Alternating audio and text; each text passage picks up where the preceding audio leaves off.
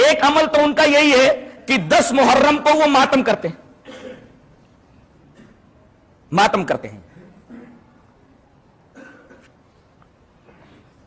ماتم کب سے شروع ہوا؟ 291 سال کے بعد۔ کس کے 291 سال کے بعد؟ میدان کربلا میں حضرت حسین کے شہید ہو جانے کے 291 سال بعد معز الدولہ دیلمی نے 352 ہجری کے اندر ماتم حسین کو ایجاد کیا کہ حسین کے نام پہ ماتم کیا جائے، اور اس ماتم کا دن اس نے محرم کی 10ویں تاریخ متعین کی۔ ظاہر ہے کہ کربلا کے واقعے کے 291 سال کے بعد سن 352 ہجری کے اندر معز الدولہ دیلمی جب ماتم حسین کو ایجاد کرتا ہے، اس کا مطلب یہ ہوا کہ اس سے پہلے یہ چیز نہیں تھی اور اس کو یہ دین شمار کرتے ہیں۔ ظاہر ہے کہ یہ بدعت ہوئی اور اس حدیث کے بالکل خلاف۔ وعن عائشہ رضی اللہ تعالی عنہ قالت قال رسول اللہ صلی اللہ علیہ وسلم من احدث فی امرنا هذا ما ليس منه فهو رد، رواہ مسلم فی کتاب الاقضیہ۔ جہاں فیصلوں کا بیان ہے امام مسلم وہاں اس حدیث پاک کو لائے راویہ حضرت عائشہ رضی اللہ تعالیٰ عنہ ہے۔ حضرت عائشہ رضی اللہ تعالیٰ عنہ فرماتی ہے کہ رسول اللہ صلی اللہ علیہ وسلم نے ارشاد فرمایا کہ جو شخص ہمارے اس معاملے میں یعنی دین کے معاملے میں کوئی نئی چیز ایجاد کرے تو وہ چیز مردود ہے اور ایسا آدمی بھی مردود ہے۔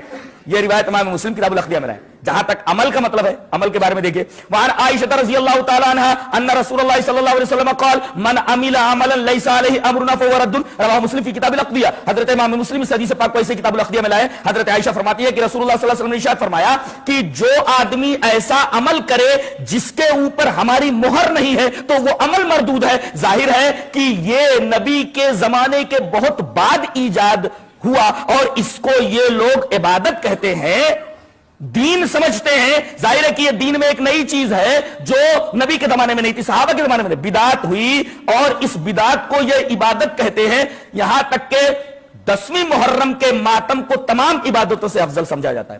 میں نے ایک صاحب کو یہ کہتے سنا کہ 2 بھائی تھے، ایک سنی تھا دوسرا بھی سنی تھا مگر شیعیت کی طرف مائل تھا، تو محرم کے دن علم لے کر کے دونوں جا رہے تھے۔ دونوں نے علم کو سنبھال رکھا تھا، پکڑ رکھا تھا، اس لیے کہ علم ذرا بھاری تھا تو دونوں بھائیوں کو سنبھال کر کے لے جانا پڑ رہا تھا۔ اچانک عصر کی اذان ہو گئی تو وہ بھائی جو سنی تھا اس نے کہا کہ تو علم کو پکڑے رہے، میں ذرا نماز پڑھ کر کے آتا ہوں۔ وہ کہتا ہے کہ ارے اس کو چھوڑ کر کے تو نماز پڑھنے جائے گا؟ اتنی بڑی عبادت کو چھوڑ کر کے تو نماز پڑھنے جائے گا؟ اللہ،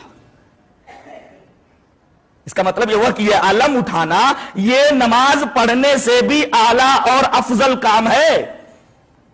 انہوں نے اس بدعت کو ایک بہت بڑی عبادت کا درجہ دے دیا ہے جو ان دونوں حدیثوں کے تناظر میں بدعت ٹھہرتی۔ اور اس ماتم کے اندر یہ اپنے سینوں کو پیٹتے ہیں، سینہ کوبی کرتے ہیں، اپنے کپڑے پھاڑتے ہیں، گالوں کے اوپر تماچے مارتے ہیں۔ یہ تمام حرکتیں جائز ہیں؟ آئیے حدیث دیکھتے ہیں۔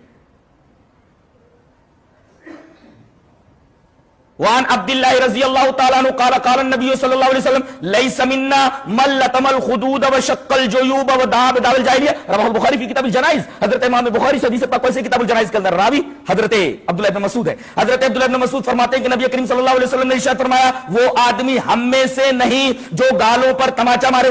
کچھ عورتیں بھی توبہ کرتے وقت کہتی توبہ توبہ توبہ توبہ، یہ گالوں پر تماچا نہیں مارنا چاہیے، تو وہ ہم میں سے نہیں جو گالوں پر تماچا مارے، وہ شکل جیوب جو اپنے گریبان کو چاک کرے، اپنے گریبان کو پھاڑے، وہ دعا بدعوى الجاہلیہ اور جاہلیت کی پکار پکارے۔ یہاں دیکھیں سینہ کوبی، کپڑوں کو پھاڑنا، گالوں پر تماچے مارنا، جاہلیت کی پکار پکارنا، جیسا کہ یہ سب کچھ ماتم کے نام پہ ہو رہا ہے، اس حدیث کی روشنی میں ناجائز ٹھہرتا ہے۔ نبی کریم صلی اللہ علیہ وسلم فرمایا ایسے لوگ ہم میں سے ہیں ہی نہیں، ان کا دوسرا پلیٹ فارم ہو سکتا ہے، اسلام کا پلیٹ فارم نہیں ہو سکتا جو اسلام میں لے کر کے آیا ہوں۔ اسے امام بخاری کتاب الجنائز کے اندر لائے۔